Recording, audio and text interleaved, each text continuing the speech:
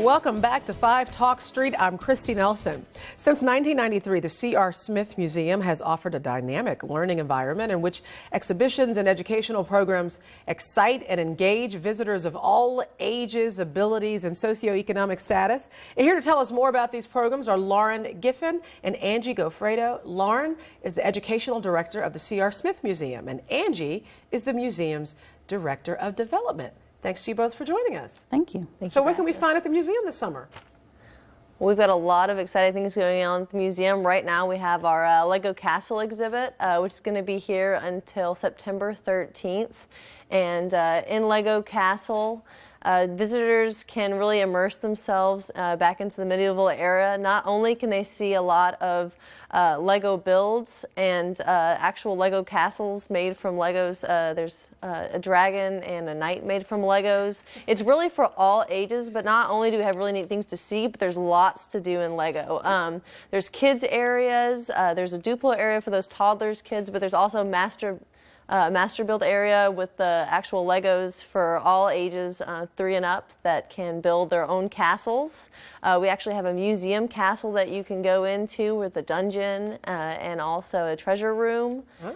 So there's lots to do in Lego Castle this summer. Sounds pretty cool. And kids love Legos. What is it about Legos? Why do they like it so much? It's not just kids, it's adults. Adults do too? Oh my gosh, yes. We had an adult couple come the other day and I said, well, there's Lego. Oh, that's what we're here for. We're here for Lego. And they had no kids with them? No children. So you can't go wrong with the Legos. No. So what's coming up later this year? You have things after the summer, into the fall and beyond. Right. This fall we have another Crossing America that's coming. Lauren is working on that with our exhibitor. I'll let you.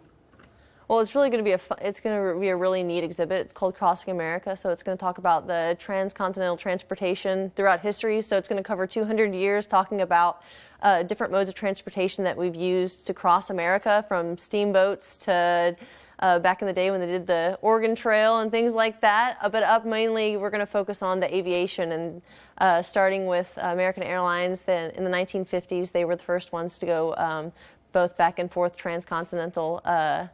And so we're just going to talk about up into the future now and how you can make a nonstop flight and people don't even think about it. But just looking back at all the neat ways that we've gone across America. But after this fall, we have in the spring, it's called Run, Jump, Fly.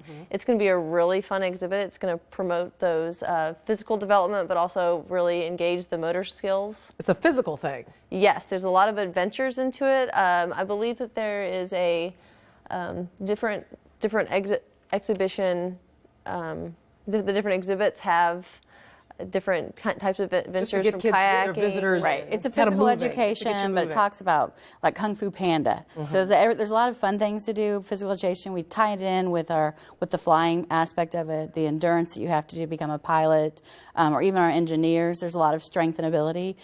So we thought it would be kind of fun for the kids in the spring. So do you find that there are still a lot of people out there who don't realize you have all this to offer? Yes, we are that best-known kept secret, and we're tired of being a secret. We are ready for the world to know. It's that secret we're ready to get out. We have so many things to offer our guests. We also have a DC-3 inside of a hangar that you can go inside. An actual plane? An actual plane that you can go in, and you can touch things. We have tires that you can touch. We are one of those museums that you can touch and feel, and no one's going to say you can't touch that. That's great. Yes. So kids love that. Kids love that. Adults too. Adults love it too. You don't have to feel like you have to stand with your hands behind your back. It's go and have fun and see what aviation's about, not just flying. So how do you get people involved? If you want to get involved, if you want to find out more, if you want to help, how do you do that? We have several ways. The first thing, we need volunteers. We are desperate for volunteers. Everyone loves volunteers. We also you can become a member. You can become a member of the museum. We have great benefits. Right now, you can do a family membership for $75 from now until next year. Great. Gets you unlimited for the next year, as well as discounts at the gift shop. You can also donate and become a donor at the museum.